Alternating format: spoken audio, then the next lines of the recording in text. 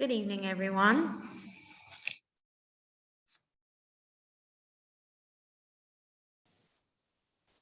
Evening. Good evening, good evening, good evening. Good evening again, students, teachers, parents, ladies and gentlemen. Welcome to our discussion. Going back face to face, the challenges and triumphs.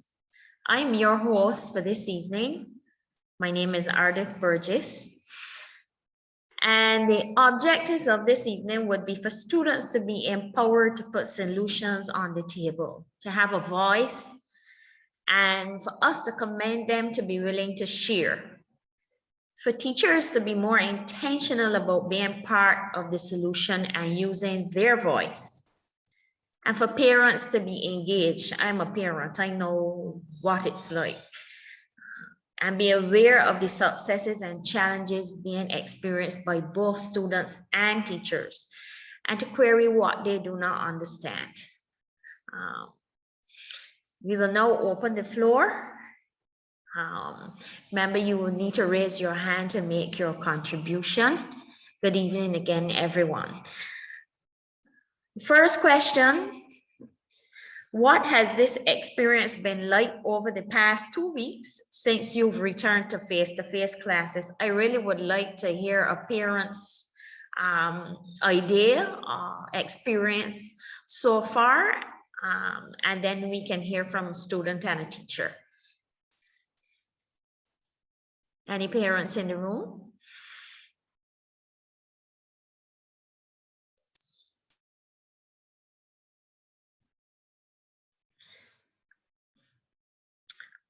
Okay, well, let's take a student then.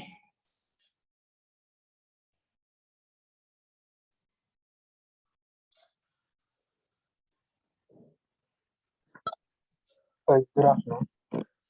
Good afternoon. My experience the first week wasn't that bad. I was just tired all the time. Like I would come home and sleep, and I wouldn't really feel like doing any work. And then my second week was really stressful because that week was when all the teachers came back to school, and we had a lot of assignments and labs due by the end of the week. But again, the same thing that was happening in week one was happening in week two, where I was always tired. So I was just stressed and I don't know, I wasn't really focused.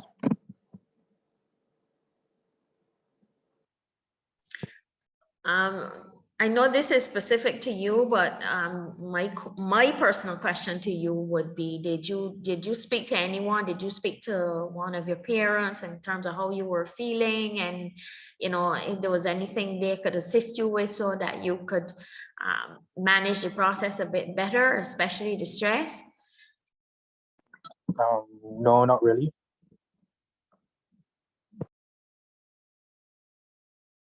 Yeah, just engage your parents and and let them know how you're feeling, because they may be able to offer you a solution, so you wouldn't feel so tired, or a better way to handle your assignments. Because don't worry, they've been through the system too, albeit a different type of system, but they've been through the system, so they'll be able to offer some assistance. Would we have a teacher in the room who would be willing to share their experience on this first question, now that you've returned for the last 2 weeks?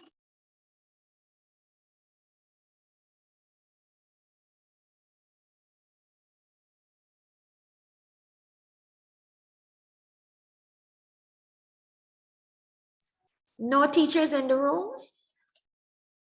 Yeah, hi, good afternoon. Thank you. I Go can ahead. share because I ain't sure how long it could be on. So it's always interesting to go back face to face as a teacher to see your students, smiling faces, and just your social interaction. That was great. Get out of the house and get moving, get active. So for teachers, well, for me, I would say it was mentally stimulating, in a positive way. And just the connection with seeing students, their reaction to, concepts that you're teaching. You get a better idea of, their understanding. You get more interaction in the classroom than some days online when students can hide behind, not turn on the cameras. They can't hide because of the classroom. One challenge though, I would say, I don't know how much it was across the system, but you have the drive towards technology. And at home, you have access to the internet and that kind of thing, but at school, the connectivity wasn't the best. And it was a little frustrating because, you want to make maximum use of the technology, but the infrastructure for the facilitation of the technology at school, could be improved.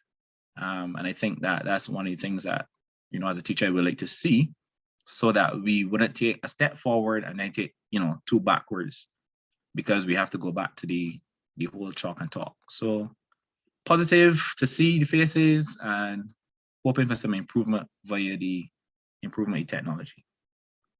Thank you. You're welcome, but don't go yet. The question that I would have for you, out of your experience, how would you rate the level of productivity and the level of pressure these last 2 weeks with all that you've just told us? So productivity was good from the perspective of there were students who I was not seeing online. And because they're in the classroom, you're able to get, get them to engage in learning. So from that perspective, it was good. The challenge that we had though, in terms of being successful with productivity, was the change of the timetable, the adjustment. We had an extension to our timetable. And of course, once there's something new, it takes students getting used to, and some students saying, well, sir, I didn't know what subject I had today. So that was a bit of a thing. And then some students don't have textbooks because of the pandemic. Some parents didn't, where to get the textbooks. So online, it was okay, because as teachers, we could have used resources online, but in the classroom, they need to have their books, so that they can be engaged in the process, because obviously you can't share during COVID. There was a second part to your question. I think I forgot. No worries. The second part was, how would you rate the level of pressure, both for you as a teacher and how you view it, how you see it with your students? I think, let me see, how would I rate the pressure? For me as a teacher, I would say the pressure is about, I would say a 9 out of 10, because of the fact that we know as teachers how much we wanted to cover for the year. We know that next term we haven't, received any direction as to if we're going to do exams or whatever the case is. And we know that we have students in the class, some who were in attendance online and who have been progressing, and some who were not. So now we have to try to cater to both of those sets of students, and still have the understanding of, preparation for whether it's CSET in particular, or the end of year exam. So there is pressure, and I'm sure there's pressure for students, maybe not as much as for teachers, or maybe more, in terms of feeling settled and feeling confident to be ready to do their exams. So yeah. Thank you for your contribution. I've seen we've had some new faces, and I use that term in inverted commas, come into the room. Any parents who would be willing to share their experience over the last 2 weeks since you've returned to face-to-face classes? Excuse the dogs. We had a hand up from, we have 3 hands up. We had one from Linton, and then we have one from Barbados Chess Federation, and one from Adam. So we take them in that order.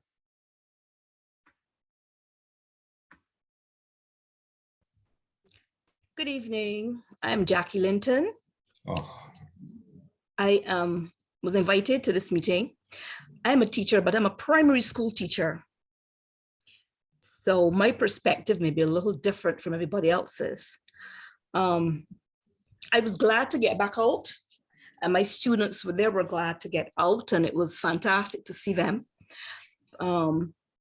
The advantages is having the children there in person. You don't have to keep saying mute your mic and everything, and the background interference and so on like that. So it was fantastic to have the children there. One of the challenges that we had, and it really, at one particular point in time, I got really depressed, was that I realized for me, generally speaking, where I left, because this is the class I had from the previous year. So when I left with them in July, they were at one point, when they came in, I realized that because they were younger students, I realized that the parents were, it seemed as if the parents were doing the work for them, because online with the technology they were getting 10 out of 10, 100%, fantastic. So now I gave them the books and we had to do it in person, do like a mini assessment. I realized a lot of the children were getting below 50%. So that was one of the challenges, and so I have to basically start from the beginning. So that was my take for now. I don't know if there's any help there. Yes, we definitely would want to hear from both the primary and the secondary stream, because you're a teacher across the board and you will have challenges. And I'll say I don't envy you, and I wish you well going forward. I guess classes start on Monday. Right, so we will follow the next person. Chess Federation. Yes, Chess Federation. Good afternoon, everybody. Chess Federation is Nichols Laura, or Ms. Nichols, as my students call me. I'm also a mother of two. So I am a teacher. I am a parent. I'm a teacher at a secondary school. Both of my boys, one is in secondary and one is in primary. So I can relate to what was said by the previous speaker in terms of the primary school getting back onto the face-to-face. I can see a marked improvement, not only in my son, but also I saw some early childhood education at the church that I went to this morning. That's by St. Matthias. I think Wilkie Cumberbatch has the little ones, the ones that are in reception there. And it warmed my heart to see those concepts taught. And I know that my other colleagues in the primary would have been struggling to teach those online. And I understand there may be some times when I, as a parent, wanted to do my son's work. And so because it was a bit challenging on the online portal to do it. But I'm happy to report that he is settling down pretty well in his private school that he's in. I'm not sure how the public schools are going in terms of that. As a teacher at a secondary school in Barbados, we have the on and off again kind of situation where we see our students every other week due to the amount of students who are at the schools. Prior to always had that overcrowding situation. I mean, hall prayers was overspilling in the space that they were in. So now you're having these restrictions, and it's obvious that you have to, you don't have the capacity to hold everybody. And we also have other challenges on campus. I feel as if we are going back into time and not incorporating the technology as we would like. The students want to come to school and they want to bring their devices to school as well, but it's not encouraged because of the infrastructure that is there and not supporting that, namely the Wi-Fi.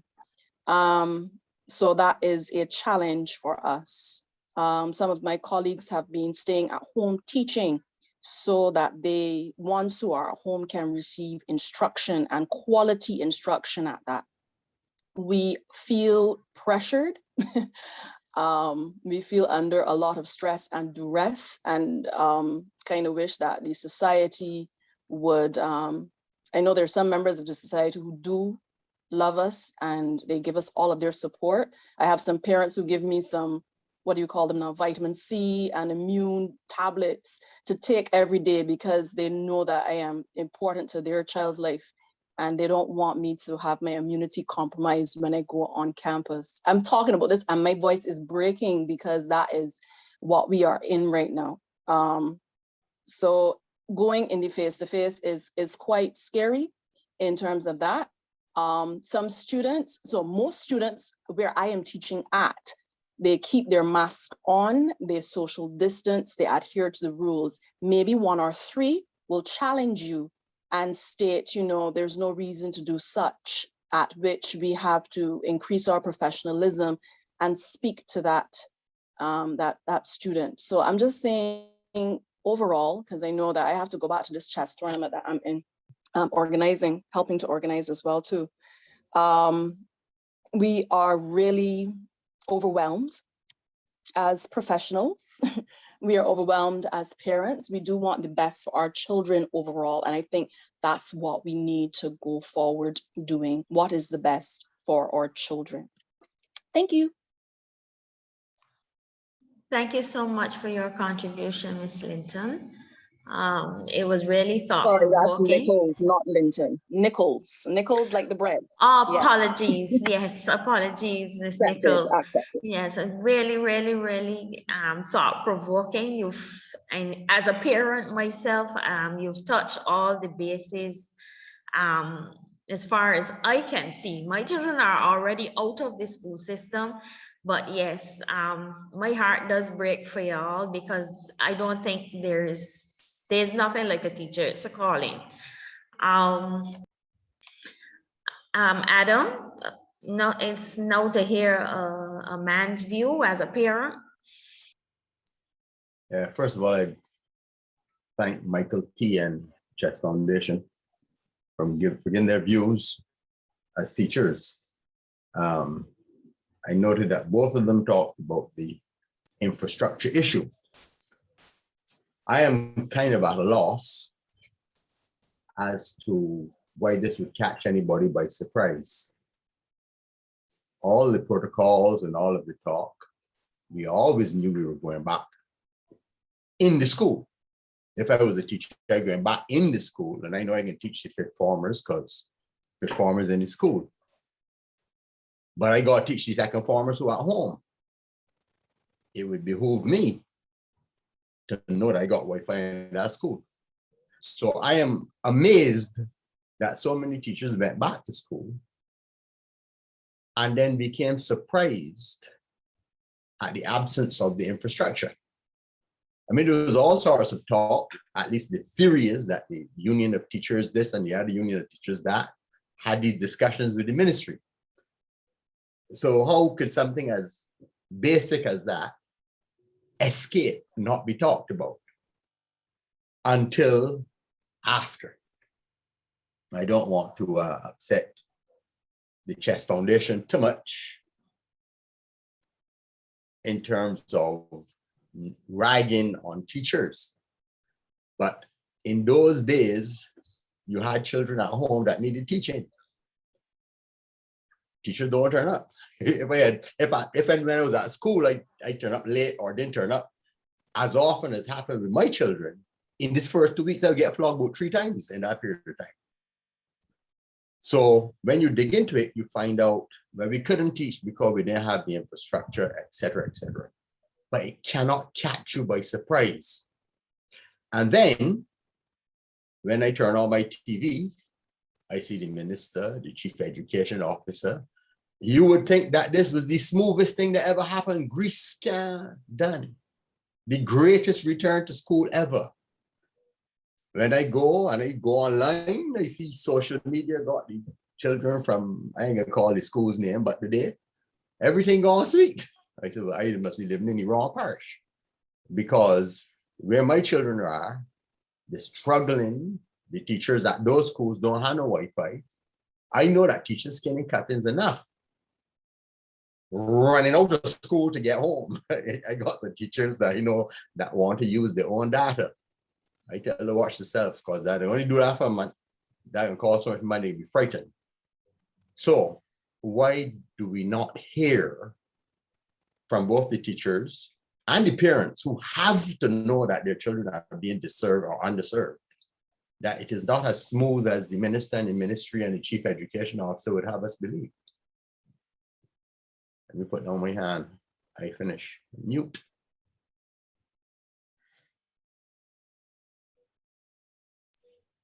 Thank you so much for your contribution, Adam. I believe that the questions that you have raised as a parent across the board, many parents are wondering the same thing, and the focus now is how are we going to fix it?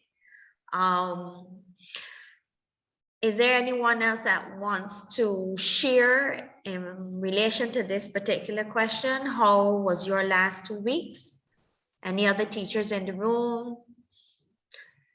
Another student, maybe? We have a hand up from Barbados Chess Federation. Go ahead, Ms. Nichols.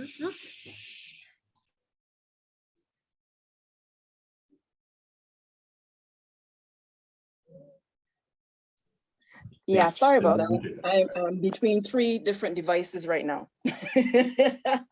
This is what online has done for me. I have worked so hard. I don't think I've ever worked harder in my life. Maybe I'm going to work harder afterwards. But just to get back to what was said before by Adam, there was a teacher chat. He's a private school teacher in the secondary school system, and he wanted to know if any of the teachers were consulted about what was going on. It doesn't feel as if teachers would have been consulted. You know, they didn't send like a Google form. They did send a Google form asking how we felt about the return, and that was it. I don't think we were, in terms of the results, shared, but it just feels a bit like, all right, just go ahead and do it for the sake of your job. And we trying to keep we little pick because gas prices going up, all the other things going up, and we need to, you know, keep it above water.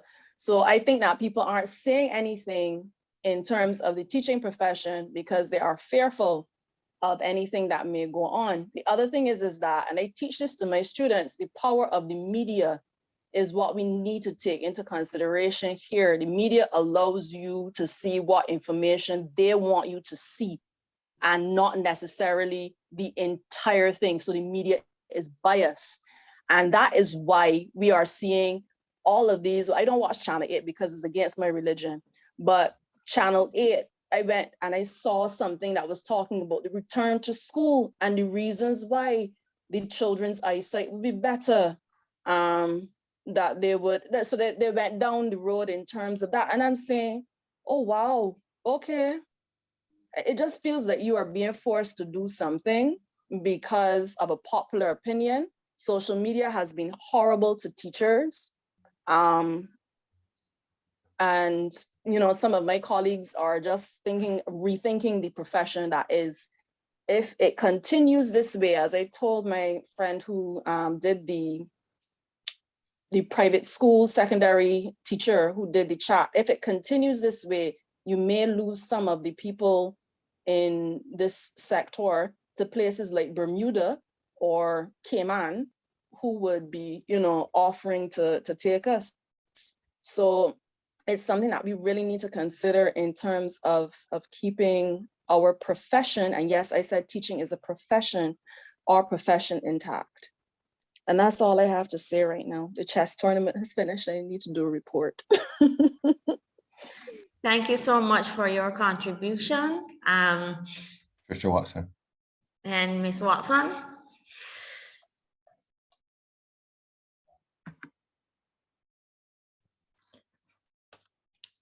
Just a moment. The proxy for Trisha Watson, who is Elisha Hope, just stepped out of the room, but she's back. She's ready. Hello, I am Elisha. I'm a student from Springer Memorial. I just went to get something quickly. So earlier I was given the question, how has the lack or availability of Wi-Fi impacted the instructional time for me as a student? So I would say that it has impacted me negatively. So there have been the occasional Google Meets in the first week of face-to-face. And when it was the second, I was supposed to go the first week, but they said do not visits, virtual meets for that week. And in the same week,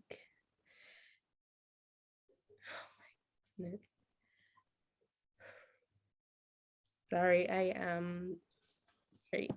Yeah, just take a deep breath. Take your time. We're here. So during the second week, I was scheduled to be going to school on the last 2 days. So Monday, Tuesday, and Wednesday were virtual classes. I waited for my teachers to show up, but none of them did. Only 3 of those teachers sent messages saying that there will be no classes. I asked one of them for the reason why, and they said that the Wi-Fi kept going in and out, so teachers were unable to catch a good signal. They mainly sent work on topics done before or videos and slides shared on new topics that they couldn't teach me because of this problem. So it was rather difficult to be asking my teachers anything because of this problem. Either they cannot respond to it or they do not even get the question until they return home. I am in 4th form and I'm going to be sitting the CSEC exam in June. So with the lack of Wi-Fi, the teachers have to be teaching twice on the same topic.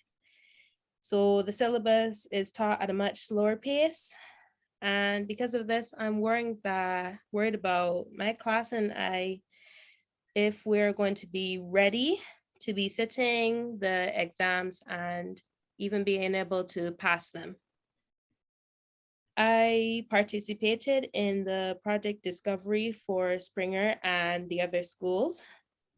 I was very disappointed that the project was not allowed to be implemented at the school. I felt that with the installation, we will be taught at a faster and better rate, even if we are not going to be taught as well as if we were in our normal times without COVID and what is going on. And because of the Wi-Fi provided by the book project, teachers will be able to teach those in schools while streaming the class to the group that is at home and would therefore be able to cover the syllabus.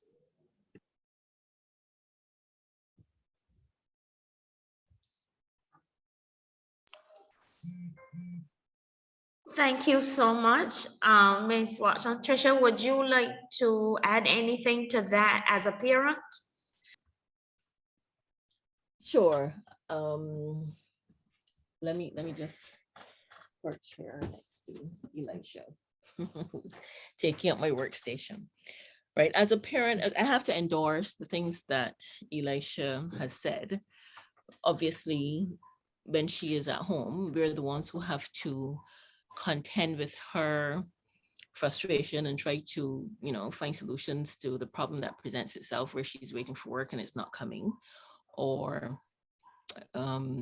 she has some work, but she's having some challenge with the work and she's not able, I should say, to interact directly with her teacher, which would be the norm. In fact, it would be the norm in online school, and it certainly would be the norm if she was sitting in the classroom. Now, over the last 2 years, we have experienced, but certainly since the children returned to that so-called blended, which really isn't blended at all, system, I think that was September 2020. I'm completely out of whack with the timings because everything just seems so haywire. But that was where we realized that what the Ministry of Education was attempting was impossible, because you couldn't have teachers having to teach the same topics twice because the classes are split. You couldn't possibly cover the syllabus. I think the ministry must be aware that this is a complete impossibility if you're going to deliver your normal curriculum to the students, yet they persist. And they're persisting. Internal exams is one thing because you can modify those, but we're persisting with the external exams. I am excited and happy that Elisha is able to do the 2 exams that she will be doing in July or June, whenever the date is. But I am very unhappy at the prospect that she will not be able to complete the syllabus, and CXC is not going to give a hoot. let me manage my language because that's CXC. They're off there doing their thing and will not be concerned with individual schools or whether individual teachers are challenged, etc.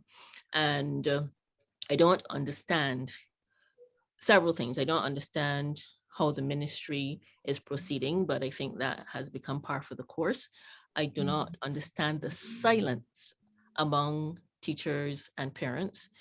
A part of me doesn't understand the student silence because I expect that they would be expressing their frustration and fears. However, they can only develop those skills of articulation and the boldness to articulate from the adults around them. So if their parents are saying nothing, if their teachers are saying nothing, why would they? That's almost unnatural.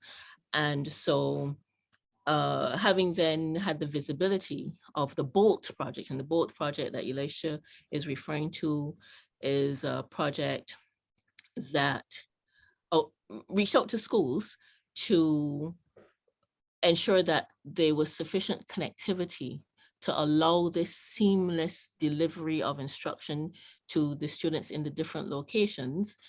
And that project, frankly, was born out of my husband and I understanding what they were planning for blended learning and looking at each other and saying, well, that can't work. that's impossible. Therefore, there has to be something better that can be done. And because technically we were able to offer a solution, that solution then was born and grew, but in the main has been rejected.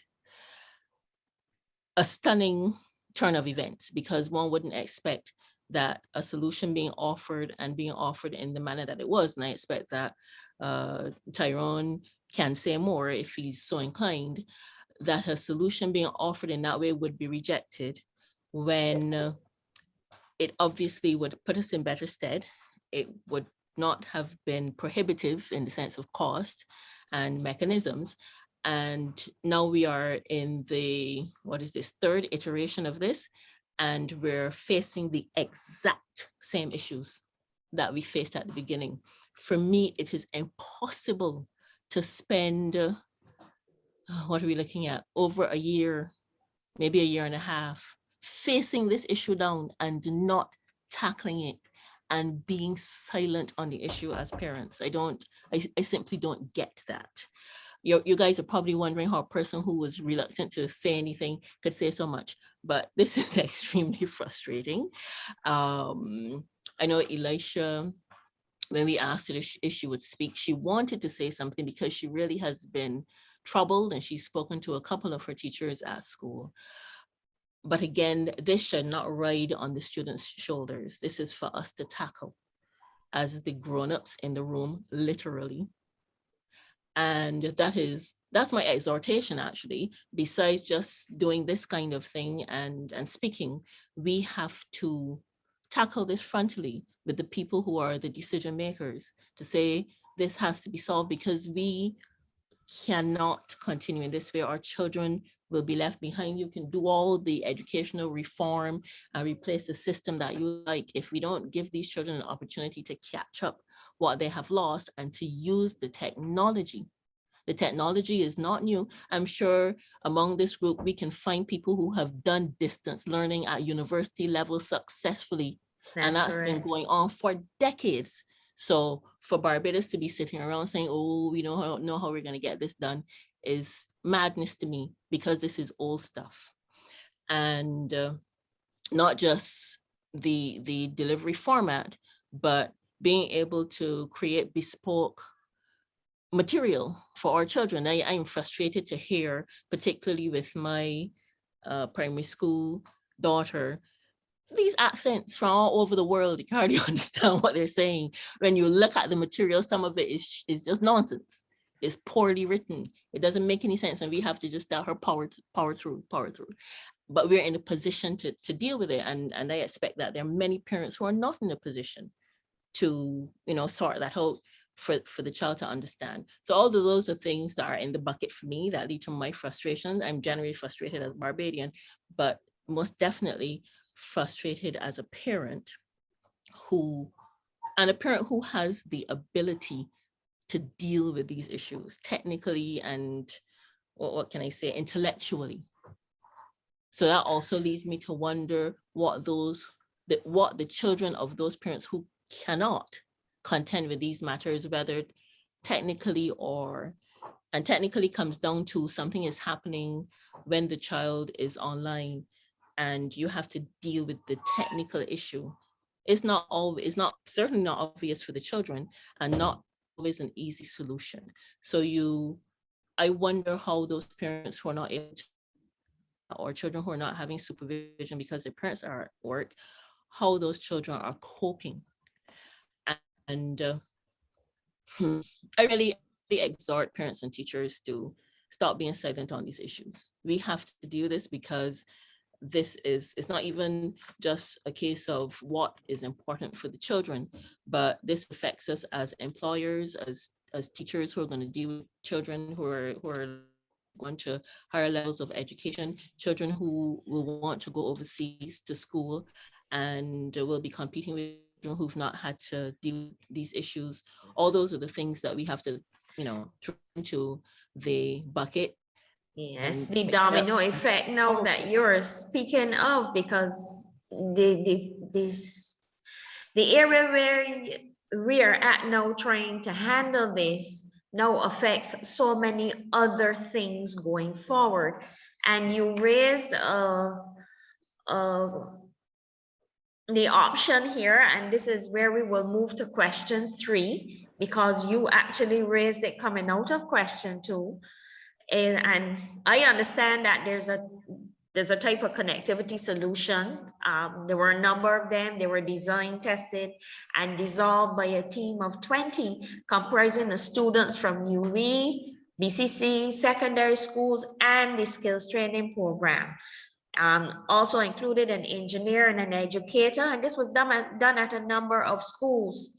The solution that was implemented at Ellerslie has been successfully operating since May 2021. So you raised an option where it was rejected and somebody else took it up, and it has been a major success. As many as 50 teachers can be using the system at the same time without significant dropouts. Why wasn't this team afforded the opportunity to provide the same at the other schools, both primary and secondary? Do we have anyone present who worked on this system, or anyone who is currently using this system to talk to us about it? Ardith, before anyone jumps in, this is Trish again. I just realized it was you that was hosting, so I just wanted to say hello. That's not a problem, I've been talking Trisha. so much, but good to see you. I'm going to pop back off. No problem. I Thanks know for the that you're opportunity frustrated and yeah. you really raised some salient points, so I really appreciate it. Thanks so much. Hi. Thanks for giving me the opportunity to say something, and thanks for listening to Elisha. You're welcome. Anyone can speak to this? Anybody who was part of this team that wants to give us some information, tell us a little bit more about the system that's in place at Ellerslie School? Good evening. I am a part of the Discovery Board team that had installed the system at Ellerslie. I wasn't there during the installation, but I was a part of most of the other testing sites for the schools. Yes, Jalissa, where are you in this group? UE, BCC, a secondary school student, or the skills training Well, program? at the time when this was occurring, I was a secondary school student at this Spring Memorial School. But now I've moved on to BCC. Okay, can you tell us a little bit more? So the system that we had installed at the LSD school is a system where all the classrooms will be able to receive signals within the class as well as the teachers and be able to learn from any part or place within the school grounds. And the teachers could employ classes from inside the school where children would get a understanding and see the practical side of things if half is at school and half is at home.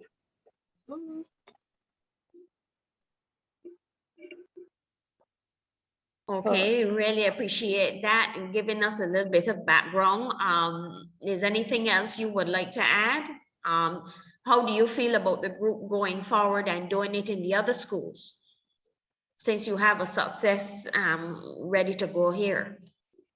Well, I would have liked to have installed it in the other schools, and especially Spring at the time.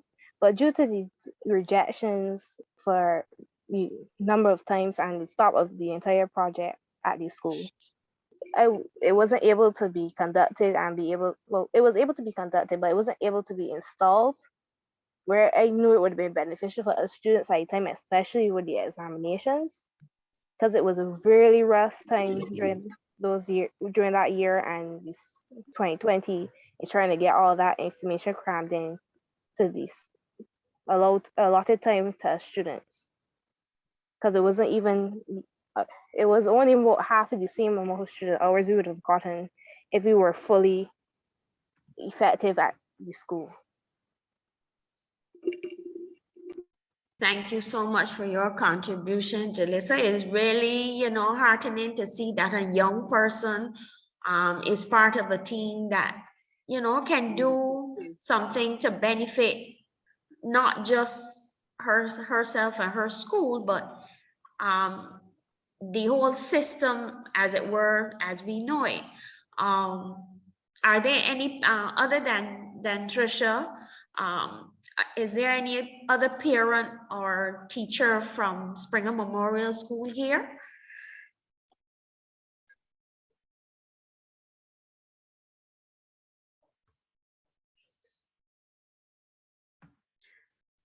Okay, it doesn't seem as if there's anyone else. Is there any other teacher who would like to contribute in relation to this question?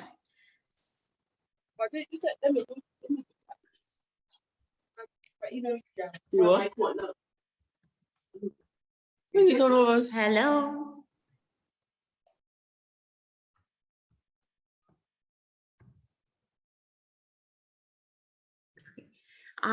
Is there anyone, parent, teacher, student from any other of the schools who may have a system in place at their location that they can give us some more feedback on it?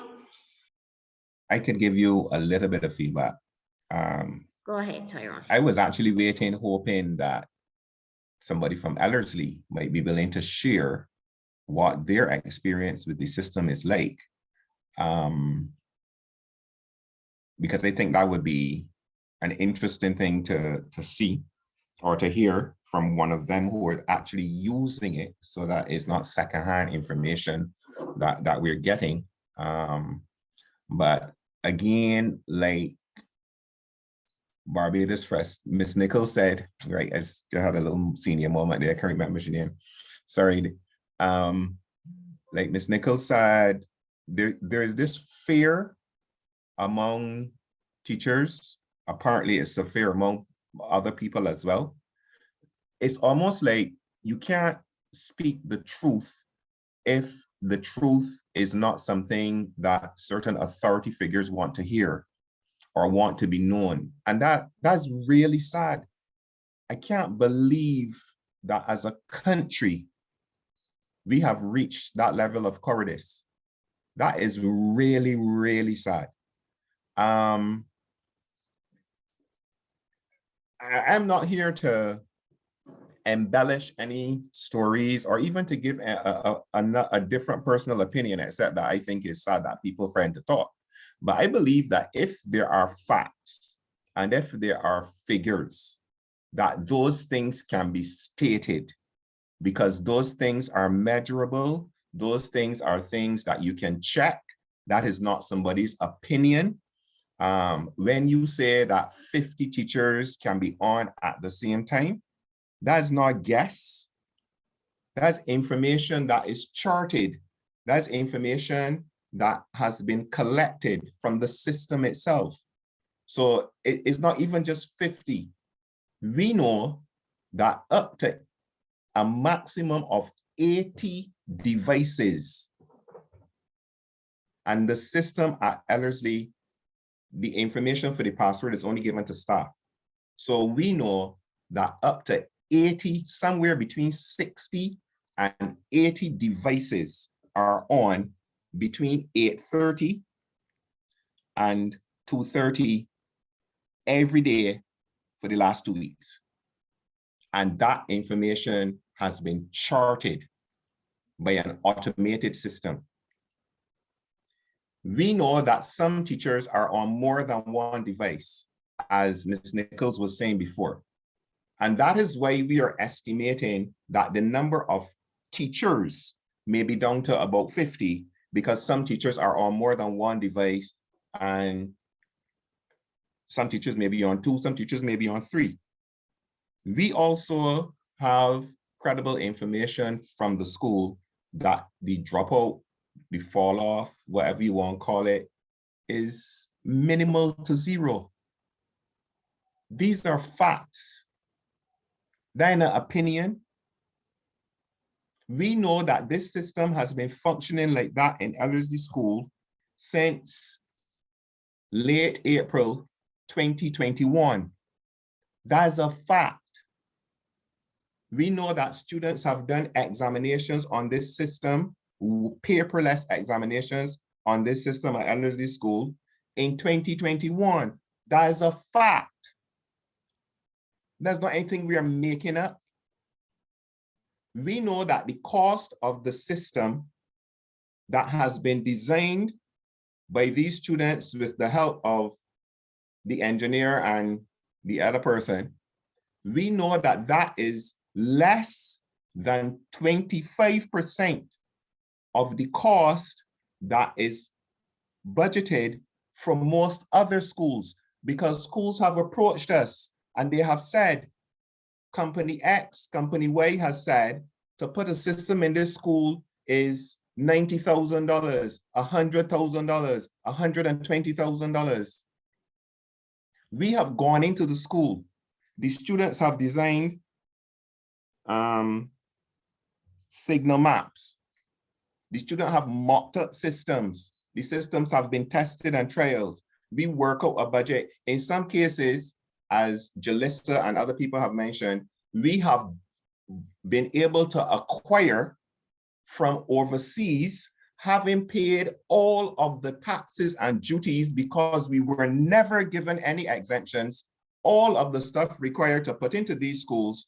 And when we are ready to put them in the school and we ask the principal,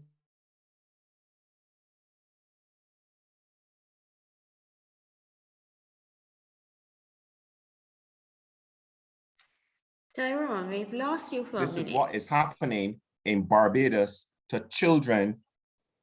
You lost me? Tell me where you lost me so I can come back. No, you just dropped out there for a couple of seconds, but go ahead. These are facts. And this did not happen at one school or 2 schools.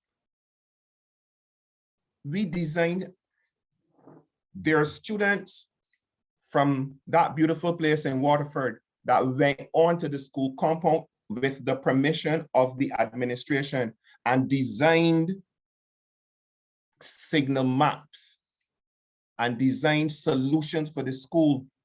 The last 2 students that were on the school documenting data and finishing up the information that was needed for people like Jalissa and the other people in the group in December 2020, I think it was, All Year's Day. They were asked for all the information. They provided all the information. Between the chairman and the administration, it was shut down. Same thing happened at another school. Everything good to go. We about to put in, shut down. We challenged it legally. They opened it back up. We about to install a second time, shut down again. And the children suffering because certain people in places refusing to sign documents, and it is not costing them a cent to do this. And this is what they're doing to poor Black children in this country. Something is fundamentally wrong with that. Parents need to know this, because parents need to put pressure on people not to put their children at disadvantages like that. I don't have any children in secondary school anymore, but this upsets me because this should never be happening. And schools have had tens of thousands of dollars spent on them for something called the fence Wi-Fi that has not worked. They're 2 weeks now that ain't work, for sure. Teachers rushing home from school. You teach first and second period, and then you leave and try to drive home in time to get your internet at home, so you would teach children for period 4, because the whole of period 3, you on the road trying to get home. So your option is stay at school and they don't get taught 3 or 4, or drive home fast and get to teach them for period 3, get something to eat so you could drive back to school fast to teach the other people at school in periods 5 and 6 and 7. That should not be happening in this country, especially when the taxpayers' money have contributed tens and sometimes more than $100,000 to private commercial vendors to put systems in school, and that's the nonsense that's happening. And you got systems that working that can't get permission to go into schools. That costs much, much less than those systems. Something is fundamentally wrong with that.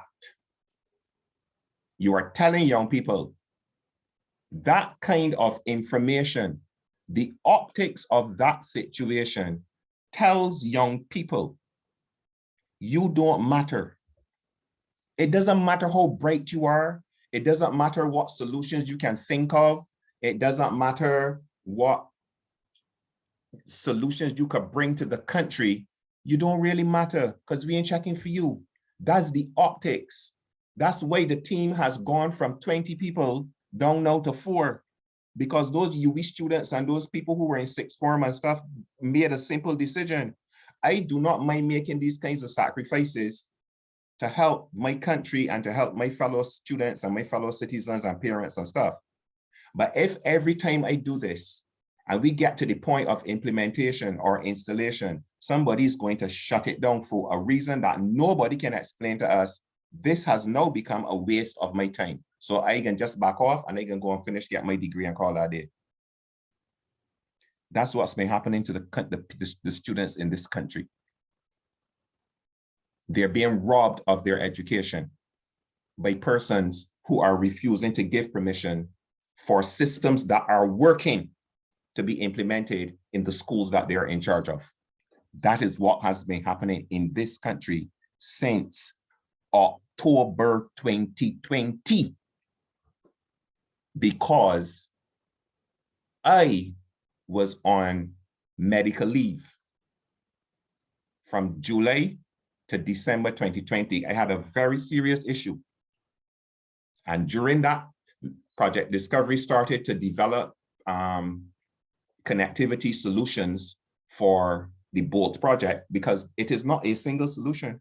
We have multiple solutions. And these solutions have been tried in more than 5 schools. A solution was used with my class, and there are people on this chat right now that were in my class when this was used. And they can tell you all of the students who were in school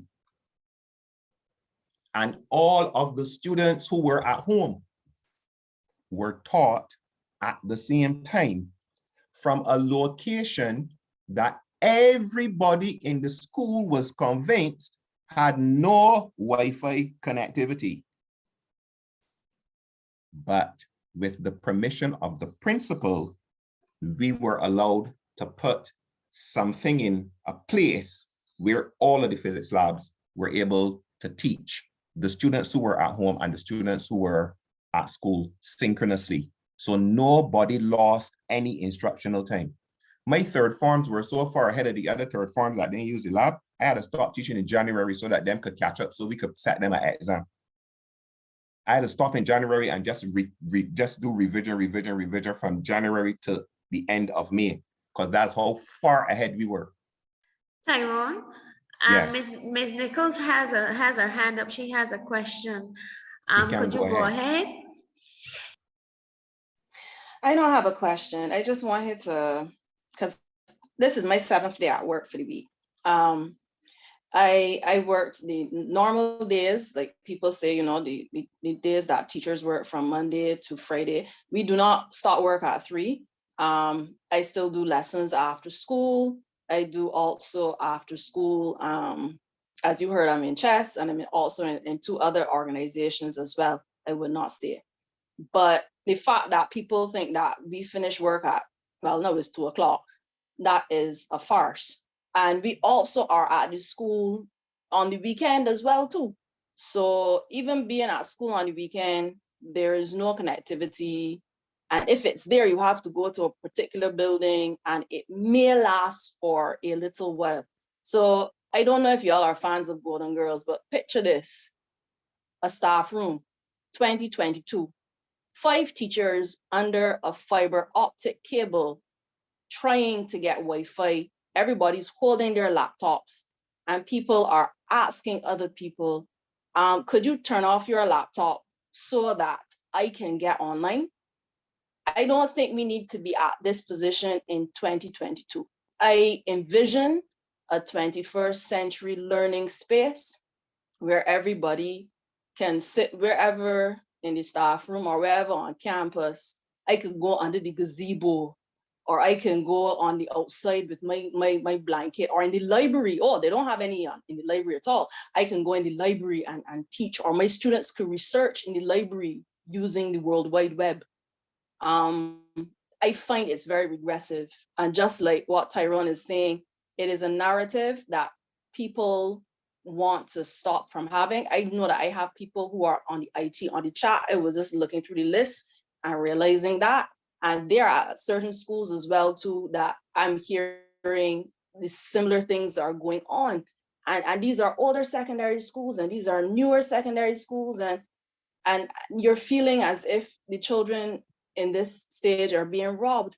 I don't mind the primary school and the early education, you know, because the online may not translate well with them. They need that hands-on kinesthetic approach. But you have students who are preparing for the world of work. They're preparing to leave the country. They're preparing to go out there, and these systems are not working. But you know what? We will press on. We are professionals, and eventually all will be well. That's what we will keep on thinking until this is being resolved, sir. You may continue. I think I'm going to make my leave at this time, for I have not rested since, I think, Monday last week. Yes, so yes, that is basically what it is. But I may take my leave at this time so I can have Sunday lunch. Thank you so very much. You're very And, welcome. Thank you so much for participating and for your contribution, especially from a teacher's perspective. To use the lingo, I feel you. We can't fix anything in this right moment, but we would like that, you know, everybody comes together, because one person cannot do it. Yes. I just turned off my laptop after pre-recording 2 of my 3 sessions for my students who are at home, because that is my plan B. If I get Wi-Fi, my Wi-Fi will be plan A, and I would do a synchronous session with them on campus. But I want to make sure that my students are getting the education. I was hearing the young lady speaking about that as well too, in terms of her teachers not showing up. And I don't want to do that to my students. My students don't deserve a teacher that does not show up. My students deserve teachers that show up and do the work and facilitate their education going forward. So we will do what it takes, whether it is driving at breakneck speed between home and school and back, to ensure that the children get their education. I thank you. Thank you for your commitment. Jaleesa, I saw your hand up, and then we'll go to the teacher. Go ahead. No, it was just someone saying something in the comment in the chat that I was gonna say regarding the same fence. The fence I started would have been talking about not working. That to me it wouldn't work because they're putting, as it says, fence to fence. If that's the case and they're putting it in that kind of situation, is the placement of where they're putting it for each individual block or position within the school for it to be able to get into the classrooms. So due to the placements that they have, it's not going to work. And for some of the schools that you would see that probably have it or like have the Wi-Fi from before but ain't working, that's the issue. It's not able to get into the classrooms for all of us to access it. And there you have it. You see, somebody that knows about how the system works can come on in this forum, and who is a student herself, and tell us what the challenge is. The next person has the hand up. Go ahead, please. Odin? Oh, good afternoon. I'm not sure if you guys can hear me now. Yes, we can. Right. I'm a teacher at a secondary school. And I find it very interesting because I attended the university was about 5 years ago or so. And at that time we had Wi-Fi and we had broadband ability, and the bandwidth was enough to carry a school about maybe 8,000 students or more. We didn't have connectivity issues at UE. I know in 2022, with all the money that has been spent on supposedly on infrastructure, that the government schools in Barbados, that our students cannot get the connection that they need.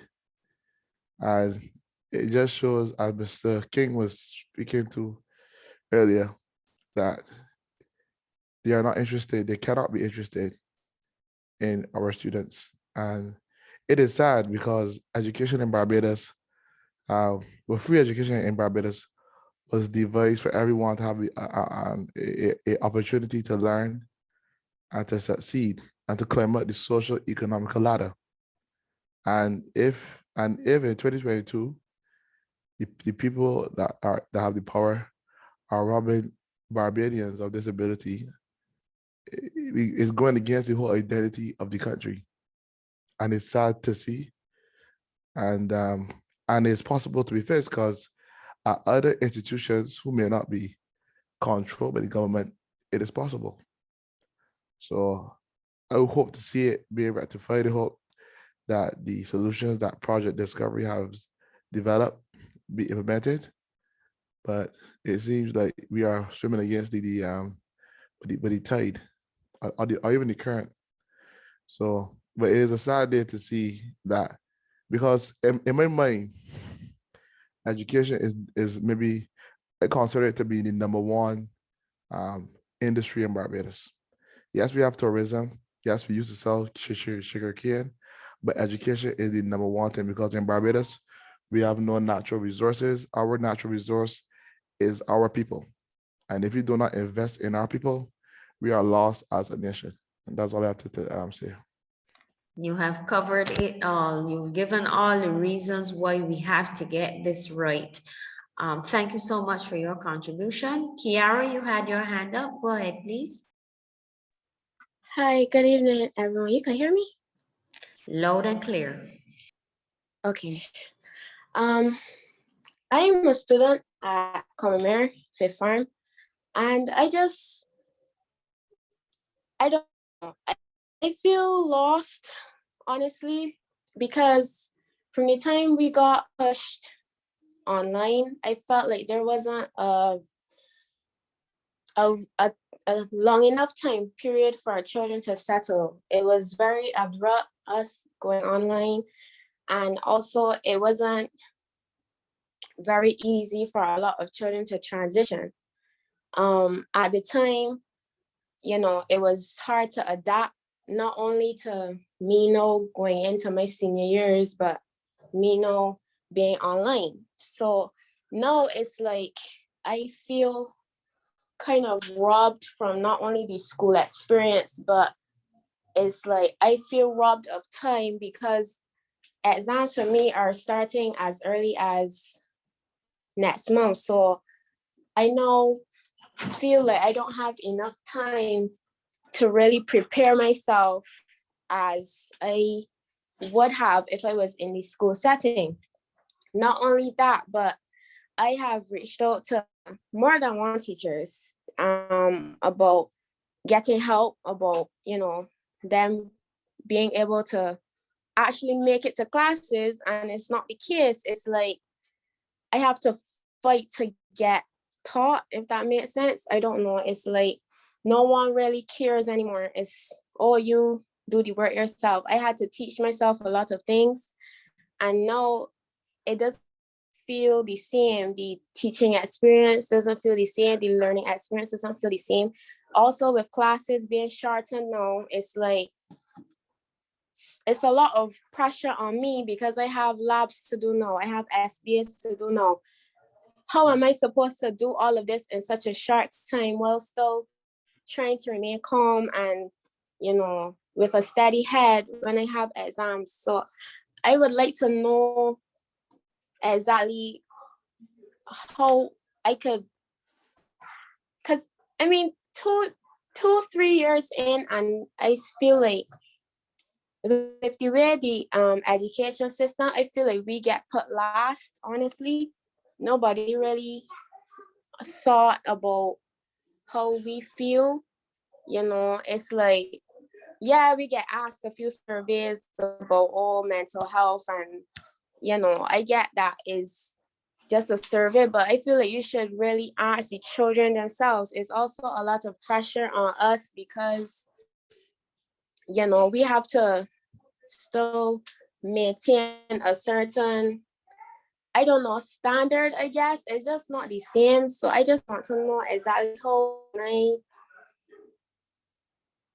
remain as grounded as I could, because more than likely after this, after this week, I won't be going back to school. So probably, I probably never go back to school after after next week, sorry. So I don't know. I feel like if I get pushed out of school, if you understand. Yes, we understand what you mean. You hold that thought. Secondary teacher, I see your hand is up.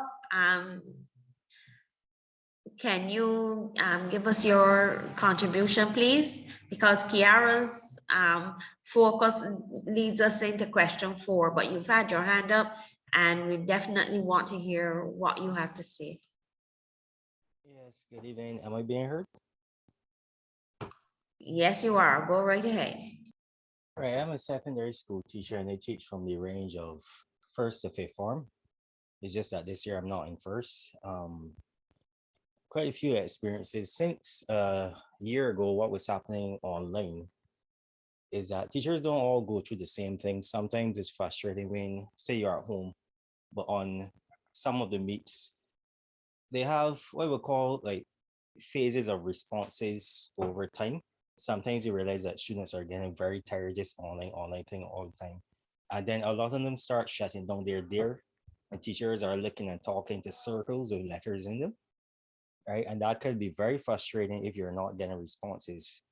And several times, not all the time, teachers end up shutting down meets because children are just not responding. That's one factor. But at school now, when you had the A's and B system, some at home, they split the classes. It can be very frustrating because the students now are at school and you have to be there in the class where it is. Now, all schools are not the same, but back to the infrastructure thing. If you cannot get online, you can't do the synchronous. Sometimes the students are face-to-face suffer, sometimes lost because you're there fiddling around, trying to get online and trying to settle the meat of the students that are home. So that's a factor there that can be frustrating. Some staff room experiences, yes, a lot of people having tried to get to points, trying to get to Wi-Fi. I personally experienced a time where I turned on my video and that knocked off somebody else from their meet, shut it down. And there's so many issues that just come to mind now that it's a bunch of frustration for teachers. I know some teachers personally that are using their data, and to me, I don't know, I have mixed feelings about that, because when we go out of the way and spend our money, like do extra to try to make things work, then internally they might think, okay, well, it's working, this school is good and whatever. It sends the wrong message and people want to really know the truth. So a lot is not going right. And to me, not bashing at parents per se, but there's too much of a knee-jerk reaction to parent complaints, at least where I am. See, understand that is okay, asynchronously, might post stuff, and this is the last 2 weeks. But if complaints come in, then everything just comes back on the teachers not doing enough. And I'm kind of tired of that. People are not understanding circumstances or practically don't care. Right, that's what I have to say for now. We really appreciate your contribution. My mother was a teacher, and although she is no longer with us, I can speak to that of spending her own money so that her students could have what was necessary to learn. And it was not in an environment as technologically savvy as it is now. So I really appreciate all the teachers and all the challenges that they're going through. All these things lead right through to question 4, which focuses on mental health. This is an extremely important subject, and is even more a priority at this time because of the added pressure. Each school at the secondary level is assigned a guidance counselor. Some may have 2. We know that it's not enough based on the numbers of students attending secondary schools here, in excess of 900, 1,000, 1,100. The numbers are large. 1 or 2 is not enough. For the teachers, particularly in the room, let's start with you. How many students, in your opinion, see the guidance counselor as an opportunity to seek support if it is needed?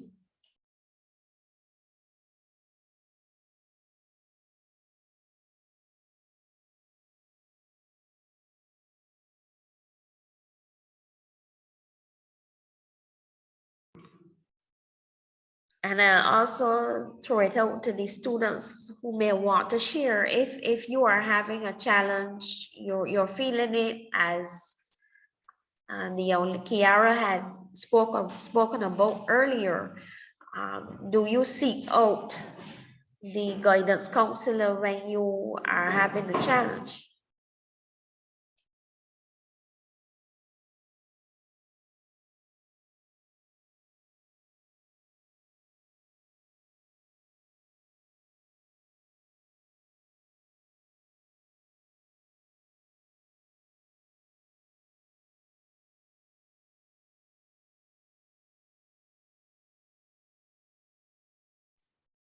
This seems to be a very touchy subject. Anybody has anything that they would like to share in relation to mental health during this period?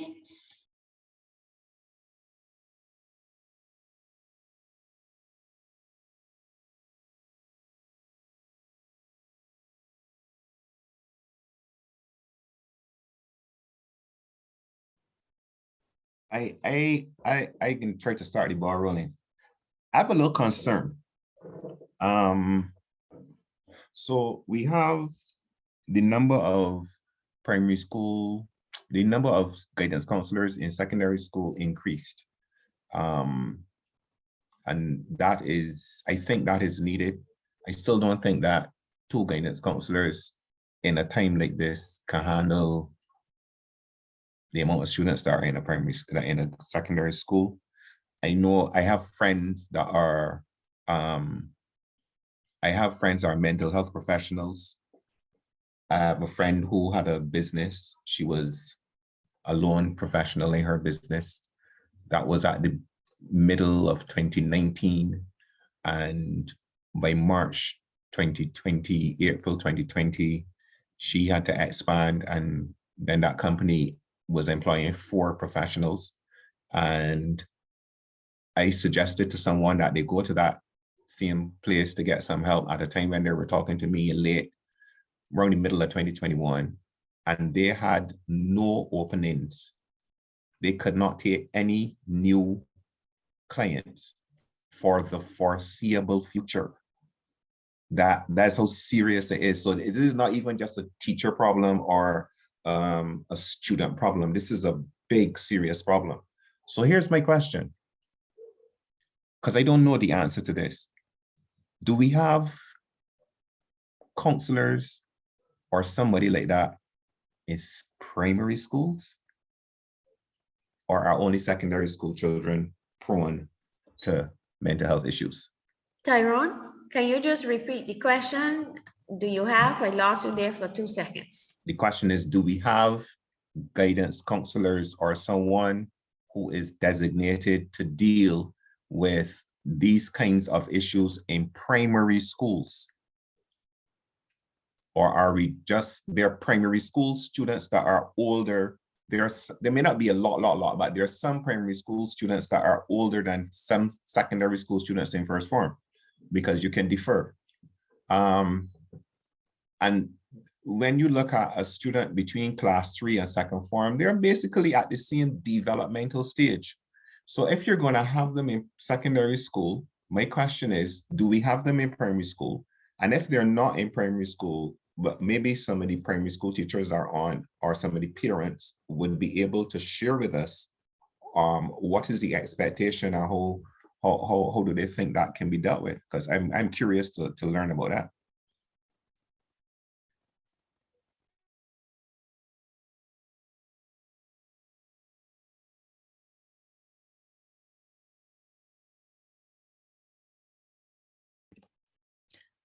Hello, this is Trisha Watson again.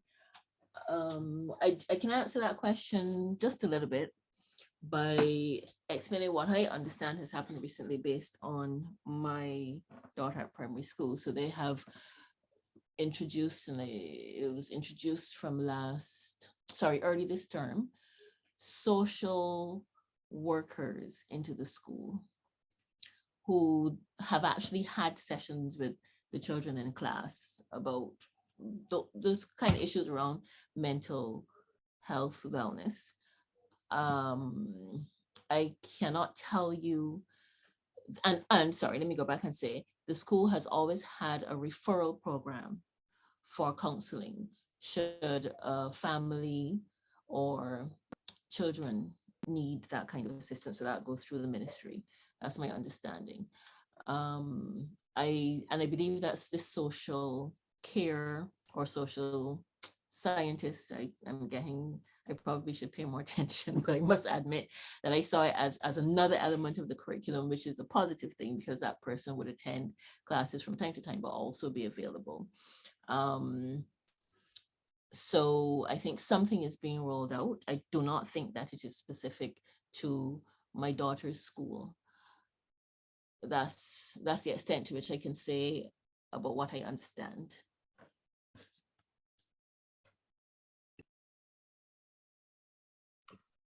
Anyone else, any other parent has anything that they can share specific to their children's schools in relation to what's happening on the mental health front?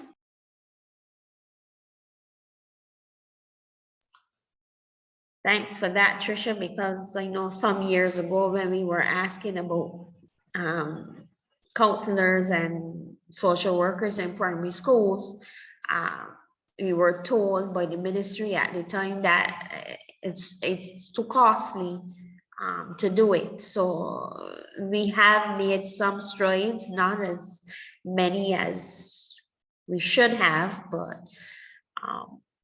we're pressing on, as Ms. Nichols said. Anyone else can speak specifically to their school, the school that they're attached to?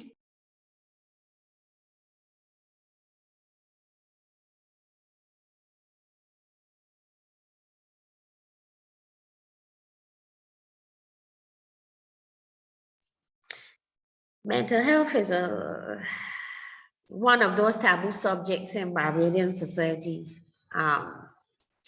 It's not something that people like to talk about. In my personal experience, but still it is something that we have to deal with, and we have all accepted that the pressure is on because of the fallout in the education system from COVID. We can give this some thought, and the parents can, you know, galvanize themselves and see what's happening, and should see where they can fit in and assist. In addition to the challenges with health and wellness, this will take us into question 5. Most public schools have extremely limited budgets. We all know that. Principals and secretary treasurers at almost every public school are forced to choose daily between sanitization supplies, cleaning materials, PPE, and connectivity and educational supplies. Was it the best choice to bring everyone back to school physically at this time? Wouldn't it have been better to provide an environment for all teachers to be able to teach all students synchronously from school, so that everyone needed to complete practicals, or anyone else who would need to be physically at school could do so without being negatively impacted? That's the thought. The floor is open.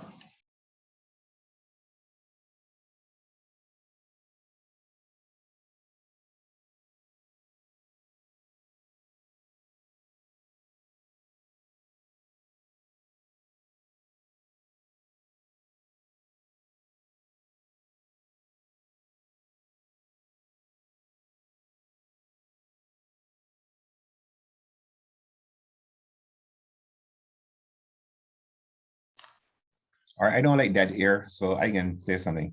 Go ahead. It is my opinion, for whatever it's worth, there was a need, an absolute need, to bring students back to school. The question that you raised is, however, very significant. Did we need to bring the number of students who came back to school? And even more importantly, what should have been the priority? It's almost like a catch-22 situation. I would think that under ideal conditions, and this is my humble opinion, which may not be the same as the decision makers, I would think that if we look at it from a developmental perspective, it may have been better to bring the teachers back to school, to bring the students that had to do practicals back to school. And then there are some other students who it may not be safe for them to be at home. There are people who, if they're at home, they're at risk of being abused and all sorts of things like that. Some of those should have been allowed to come back to school. And the other people who didn't need to be at school, no matter what year level you're in, if you didn't need to be at school, should have been at home.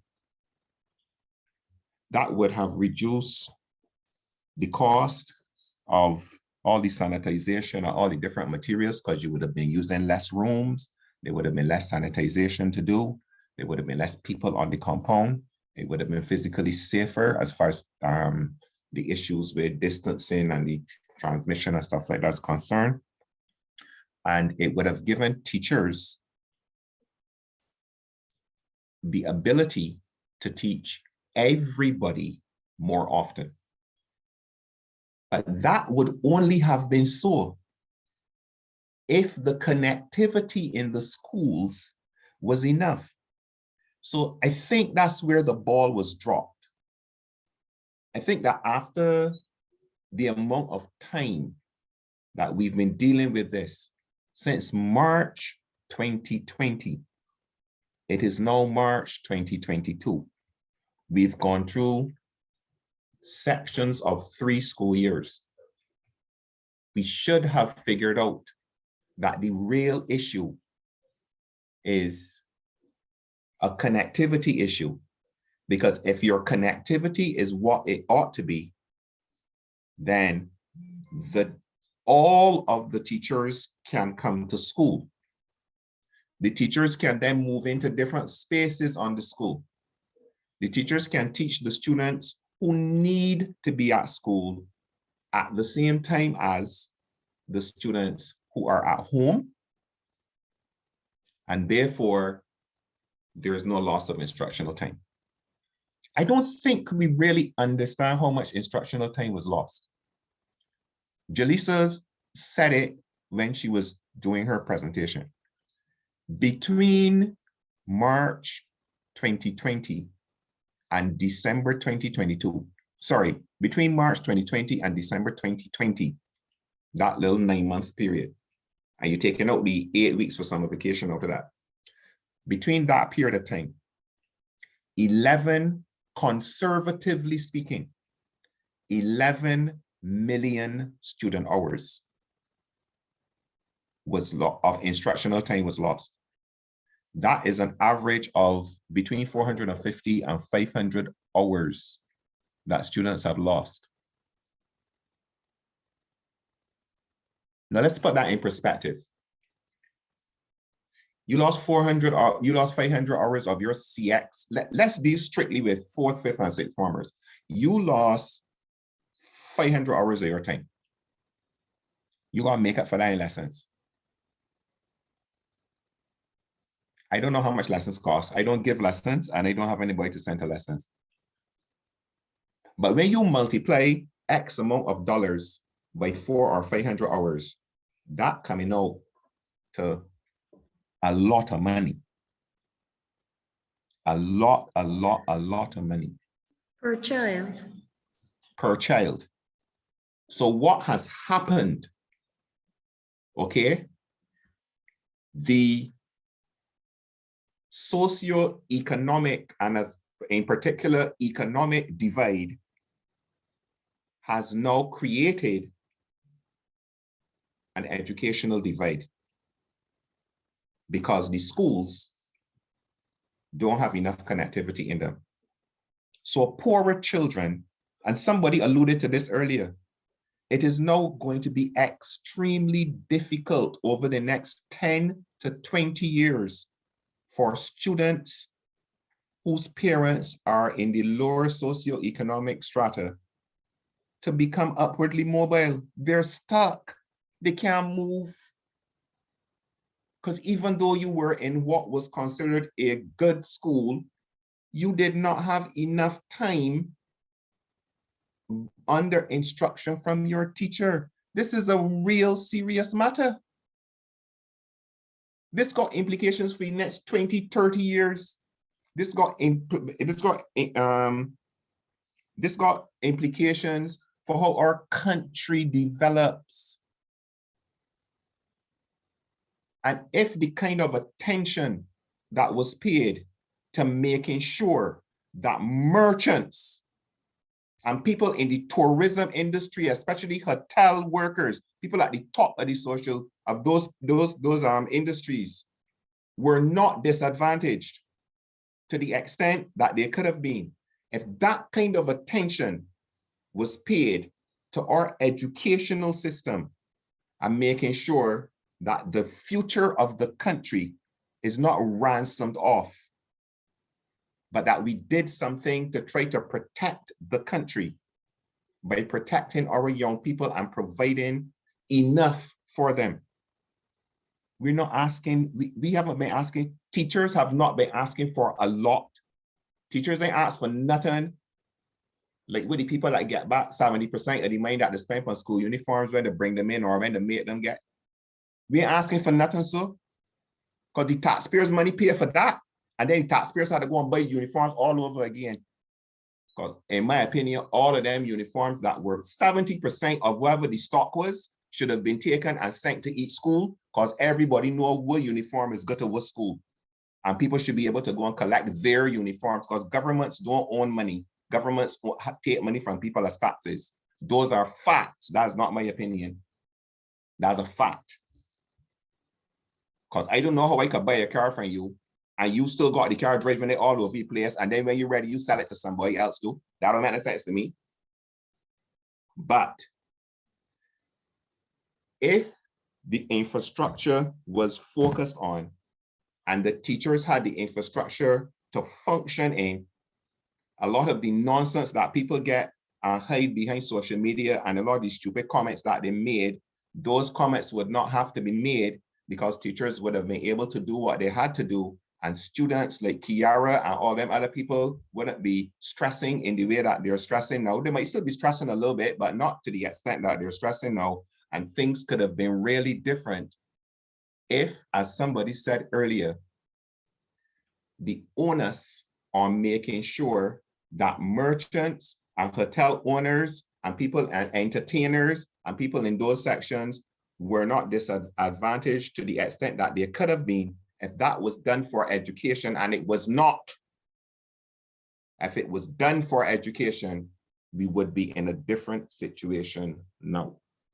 That is my issue with what has happened. I am in full agreement with you on that, Tyrone. CJ has their hand up. Go ahead. Good night.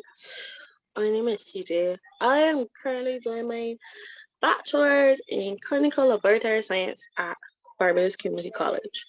So I'm going to speak from a student perspective as well as not really a parent because I don't have any children, but more of a like aunt, or because during I would help while we were shut down, while I was still doing online, I would help my little cousins with school. So first I'm going to speak as a student. I can attest to the losing a lot of time, and obviously you can't really like take back time. In my opinion, you can't really make up for lost time either, because once time gone, it gone. So usually on a normal basis for my course is a 4-year program. I should have finished somewhere in May, June would have been my last, and I would be going for graduating later on this year. Due to COVID, that has not happened, and this is because our final year of the program, you basically spend it, our last year and a half, you spend it doing rotations, which is just you go and you work in the labs and you get hands-on experience and you understand the theory and the practical, they match up. Because of COVID, we were not allowed within the labs. We were not allowed within the hospital. And then the issue also came where the students, the year ahead of us, their time got pushed back. Only one set of students is allowed within a lab or within the hospital at any given time. So because their time got pushed back and they had to spend a year or so making up their time, our time got pushed back because we had to wait until they're finished and then we could start. So because of that, all our time was lost. So now I will be supposedly graduating next year. I will not finish school officially until about October, early November, which is like many months after the supposedly May, supposed to be finished early May. It has been very frustrating, honestly speaking, but coming on to like last year at the beginning of this school year, I just got very tired of being frustrated. I'm very tired of hearing, well, you know, we can't do or we can't say when y'all be allowed back into the hospital or anything along those lines. And I kind of just give up. Whenever I graduate, I graduate. As a student, though, as much as it is you've come to accept the situation, it still grates on your nerves that this is, I was supposed to be finished. I supposed to be done. I supposed to be looking to continue on with my life and go to the next step. And yet I am stuck here. So it turns you off from pursuing school anymore, honestly. But it's just got tough it out. Speaking as someone who did the online school into the physical transfer, helping my little cousins do that. With online school, the honest truth is children have lost a lot of social skills. Children have lost a lot of motor skills. And I feel like that's something that people aren't really speaking about. Because yes, the focus is obviously on the older ones, especially with CSC coming up and with the children going in for 11 plus and K. However, I feel like we are missing, we're not really considering the impact on the younger students. I have a little cousin who he started his school online. He has never physically met any of the students in his class. And he does not know any of them like in person. His only interaction with these children have been online. I have another little cousin who he could barely hold a pencil. Everything is online, everything is on a tablet. So he does his work on the tablet. At most, the teacher has him draw a shape or two. Or then there are the children who they couldn't even do that because parents can't afford to buy crayons or parents can't afford to buy the double-length books. And I feel like we really need to focus, not entirely, but put some emphasis on helping the younger children not get to where you want them educationally, but socially and their motor skills. Because I just feel like everybody's just ignoring them. And if you don't start off right, then you're not going to end right is going to be very difficult. That's just my opinion.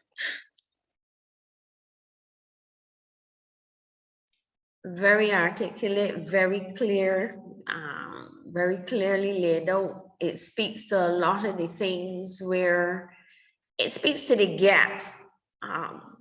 This is what I have noticed, and in listening to everybody share, this is where we found this should have been managed as a project. And when I say that, so that you know that there are individual items that have to be dealt with.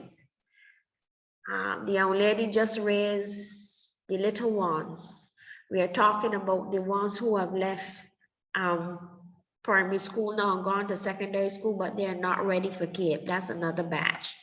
Then we're looking at the 4th, 5th, and 6th form who are looking to do their exams now to get into university. That's another batch.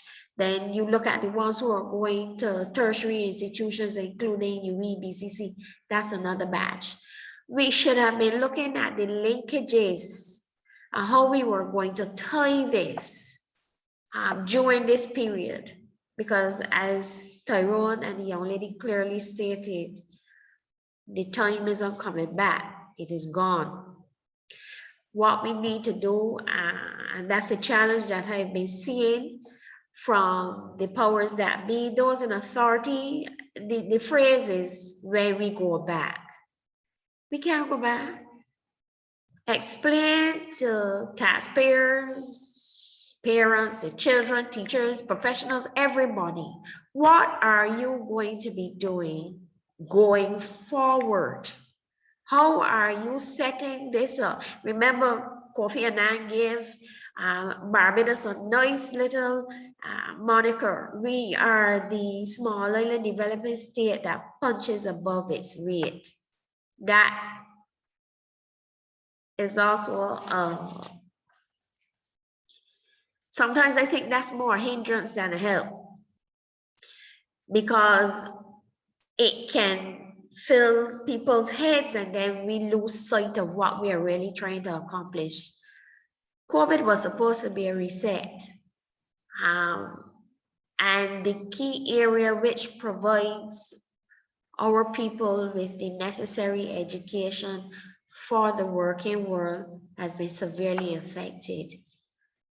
We need to get up, get it together, get it linked, get it done. I'm speaking to the parents specifically in this room. You listen to the students who spoke, how challenged they are, how stressed they are, how much pressure they are under. What are your expectations as a parent? You're going to be operating in the premise that things are going to be back the way they were. It cannot go back. What are you doing so that you can assist your child? How are you helping the teacher who is teaching your daughter or your son's class? And you have to do this as a group. There's a reason why they say safety in numbers. Parents and teachers, we can't do it through the PTA. We have to get together as a group. And you have to speak to those who are leading so that we can get this issue fixed. We have a lot of challenges here that if they were better handled, we would not be in this position. Everybody in this room knows that. But instead of, we talk among ourselves and we do what is necessary, but we need to come together as a group. And not just the people in this room, everybody, because we're taxpayers, we're the offspring of taxpayers, we're doing all these different things, but we are still being challenged where it comes most. That's my 2 cents. I have the floor open for anyone who wants to say, contribute, share anything, how they feel, if they've said anything that you've heard this afternoon has really resonated with you. How are you going to move forward with that? What can you offer, whatever age group, year group, how can you assist? We're all under a lot of pressure, but we have to work together. The floor is open.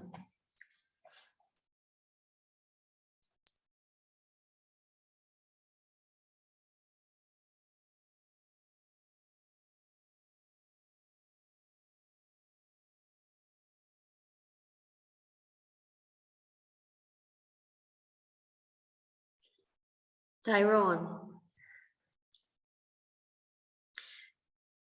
I think you can take us out, please.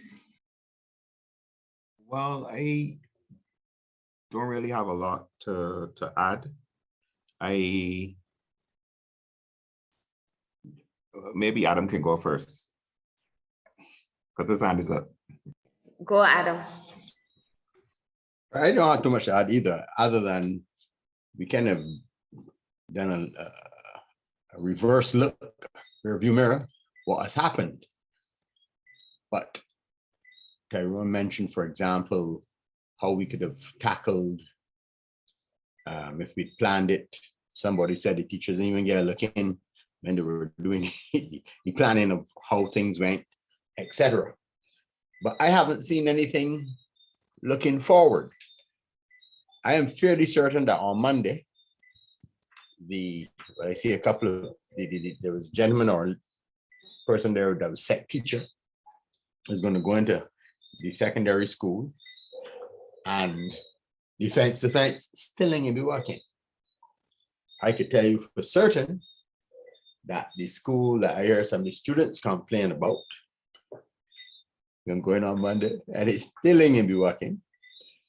And we're going to still have our physical distancing requirements. So there's no chance that you can get everybody at school to get the education, the instructional, whatever it's called nowadays. We heard the minister and them talk about reducing this physical distancing separation I guess, to accommodate some schools that 3 feet would make a difference. But in my daughter's primary school, I know how to get that do because we got cut desk, the double desk in half. So the physical distance could go down to 0. It still would not be possible to put everybody back in school. So we still have a tremendous problem out there. And I have no idea how the people that are in charge are going to fix it. Moreover, if I listen to them, ain't no problem. Right? They had reopened schools to the fanfare and the trumpets and everything. You can't even, you go on the government website, man, they got a JS van or whatever, somebody call it a department van, enough cameras and things. The fellas got nice polished videos. And if you watch the videos, there's no problem. None of my teacher don't turn up because they cannot get Wi-Fi on the school. None of that is in any of the videos. None at all. So next week, well, with a little luck, my daughter will have 3 days at school. So the teachers can only go for 2 days. Not their fault. It ain't their fault that they ain't got no Wi-Fi and they got going to school. I think it is their fault that the whole of Barbados does not know. Right? Because all it knows, so every parent would know, I cannot teach your daughter because there be no 2 ways about it. But I don't see solutions. I can't see that the Ministry of Education can get one day and say, well, yeah, we've got some people that can do a little better job with the Wi-Fi. Let them have at it. So really, I think that is one of the, we could get together, as you mentioned, but I'd like to see, what can we really do? How do we, the lady that's gone, Miss Chess Champion, like she mentioned that the press just control the whole show. She said it's against her religion to listen to CBC, right? In other words, that is definitely a propaganda machine. She don't listen to that. So the word can't even go out that things are not well. So we could fix some of the issues, but you can't even get an opportunity to fix it. So what really is the next step? I saw some people stand up in front Bay Street government headquarters, some people from some of the private schools. And lo and behold, about 2 minutes after they had their march or their walk, the minister was talking about getting face-to-face to happen in conditions that suited those schools. So 3 feet suit them schools. They got big classrooms, small class sizes. They're good. I bet you go inside in schools, everybody back in school. Other schools, no chance. No chance in the green earth of God. So can we get the reality out there? I put the 2 words, or no, I see 5 words in the chat. 6. 3 of them is Errol Walton Barrow. That need to equalize the opportunity for education. We could go forth with everything else, right? we could disparity everything else, but we could equalize all of it if we could get the education on a level playing field. That's how we come out of the 60s. We stumble into tourism by accident, right? Nobody planned tourism. A big accident happened. But that lifting, I think Tyrone mentioned it, Black people out is an education thing afforded by equalizing, leveling the educated playing field. And right now we got fellas that jacking up one side of the playing field with a hoist, right? And who coming out on top? I see them those in front government headquarters. And who's suffering? I can't even see the people that suffering. None of the parents of the people that suffering. They don't march, they don't make noise. So that's the question. What is there to be done going forward? Let me take down my hand. Goodbye. Thank you, Adam. Always very thought-provoking. Trisha, you can take the floor. This is actually Elisha here again. Hi, Elijah. Hello. I just wanted to add that I've actually started speaking out. I was talking with a friend of mine on this whole topic of what's going on, how we would have been getting Wi-Fi so we could be taught better.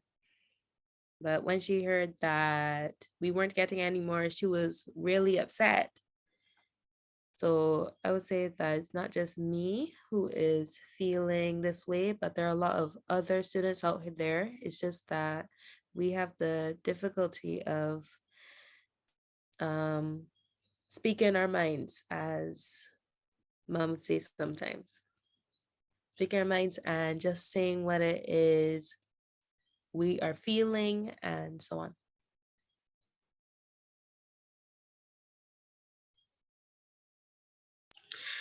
Well, we've heard you loud and clear this evening, and thank you for giving a young person's perspective in relation to how it's affecting you and being very articulate and very clear about wanting to have the solution installed in your school. We appreciate your time. Anyone has anything else they would like to share? It is 2 minutes to 7 and we are scheduled for a 7 o'clock close. It has been a very thought-provoking evening. Anyone else would like to contribute before we go?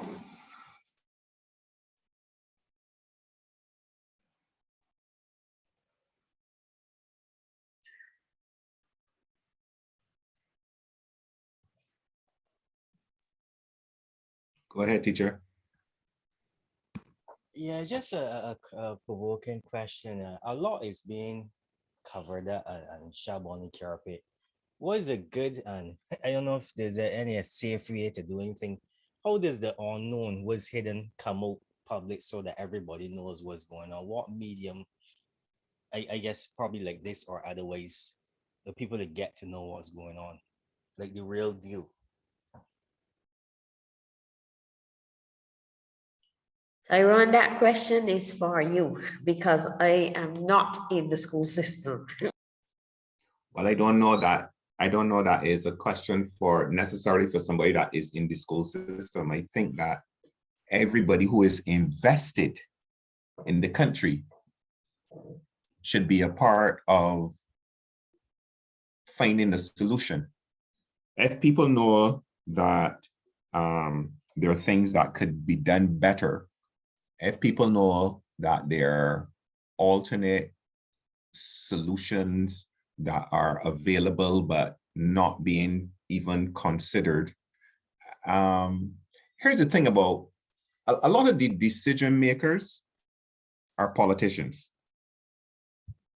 A lot of the decision makers are not practitioners. So here's the thing about politicians, right? They ain't gonna know a politician that like to be unpopular. None. Being unpopular is a bad thing for a politician. I don't understand why persons don't use that in a positive sense. If enough people are to just say, this is not working, we deserve better, and we know that you have access to better, but you are withholding it from us. And we have the power to exercise certain actions and privileges and stuff like that. Then maybe they will start to listen. If the unpopularity of what has taken place is made known, I think that the actions that have been taken before and the actions that are being taken now that shouldn't be taken, I think a lot of those will stop. But it can't happen if people are afraid to state a fact. You can't be afraid to state a measurable fact. I go to school, well, not me. Teacher X can't be afraid to say, at my school, when I go into my space to teach, I cannot teach the people who are at home because I have no weight. That cannot be something that teachers are afraid to say. Our students are watching us. They're not only learning x squared plus 3x plus 2 equals 0 and how to solve that. They're not only learning how to conjugate a IR verb. They're not only learning that. They're not only learning how to balance a chemical equation or how to cut a piece of metal or a piece of wood straight or how to paint something correct. They're not only learning that. They are learning from our behaviors. They're learning from the way we speak, from the way we carry ourselves. They're learning from us, the parents, the way we respond to situations. They're learning a lot of things that we may not even be intending to teach them. And we can't teach them cowardice. We can't teach them that they're not willing or they shouldn't be willing to stand up for the things that are right. We can't teach them those things. We can't teach them that they are of so little value that people can do whatever they like to them and whatever they like to the situations that they're in. We can't teach them those things. We cannot. For the sake of our country, I am pre-geriatric, so I can soon be old.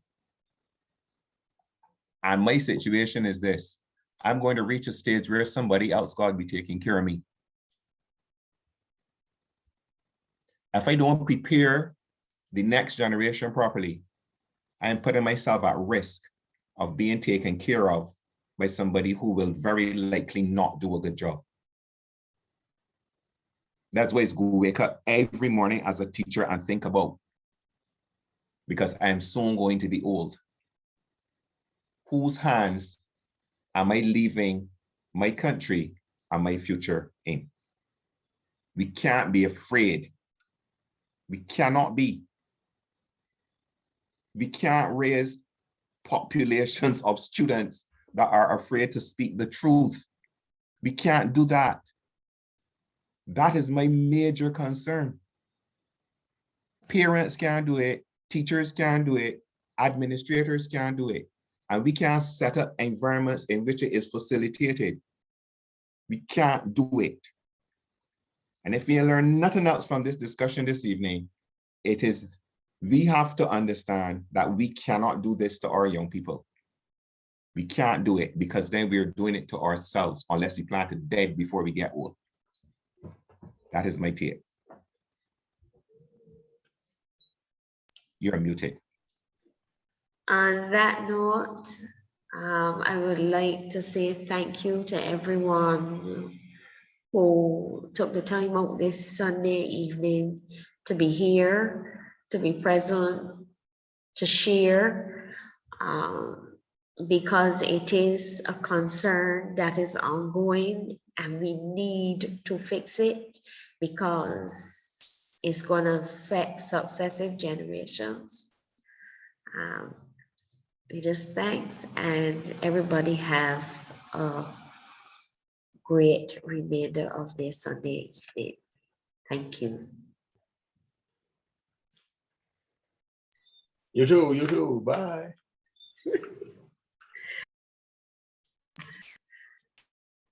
Bye, Adam.